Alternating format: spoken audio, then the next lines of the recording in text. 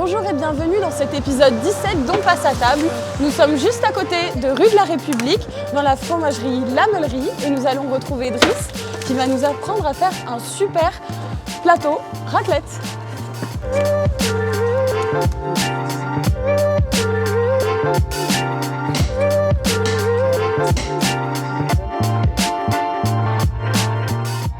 Alors je vous présente Driss. Salut. Pour la petite anecdote, c'est Driss qui a préparé les sandwichs au concert de Jul Holland. Et regardez ce qu'il a derrière sa veste. Et ça a été fait par qui ça? Par la French Peak, c'est une voisine à nous, Johanna. C'est juste à côté. Ça existe depuis quand la Meulerie? Alors ça existe depuis un an et demi. C'est vraiment une fromagerie ensoleillée. On va retrouver pas mal de fromages français, de fromages locaux, fromages anglais, italiens, espagnols de temps en temps. On va préparer un plateau de raclette. Et comment on fait un bon plateau de raclette? Déjà, il faut savoir le nombre de personnes. On va dire une moyenne de 5 personnes. Il faut compter environ 250 grammes par personne. Et on essaie de diversifier un petit peu les goûts. Je te montre un petit peu ce qu'on a. Allez, c'est parti. Alors du coup, on a plein de goûts différents pour les raclettes. On va avoir évidemment la raclette nature au lait cru, donc qui vient de Savoie. On va avoir la raclette fumée qui a un très très gros succès. Évidemment la raclette à la truffe. On va avoir aussi la raclette au poivre, ail des ours, du bleu du Vercors. Et pour ceux qui ne supportent pas le lait de vache, la raclette au lait de chèvre.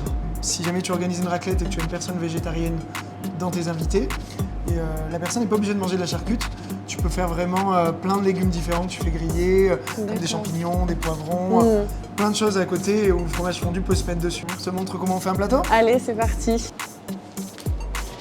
Alors du coup, dis-moi tout. On va avoir donc un bleu du Vercors, une raclette à l'ail des ours, une raclette fumée, une raclette nature au lait cru de Savoie et du Morbier. Le gros avantage à venir en fromagerie, parce qu'on a pas mal de fromageries à Marseille très très bien, il y a la nôtre mais il y a aussi plein d'autres, c'est que vraiment on soutient nos agriculteurs, c'est à base de lait cru, on sait comment les animaux sont traités en ville. Vas-y, fais-toi plaisir.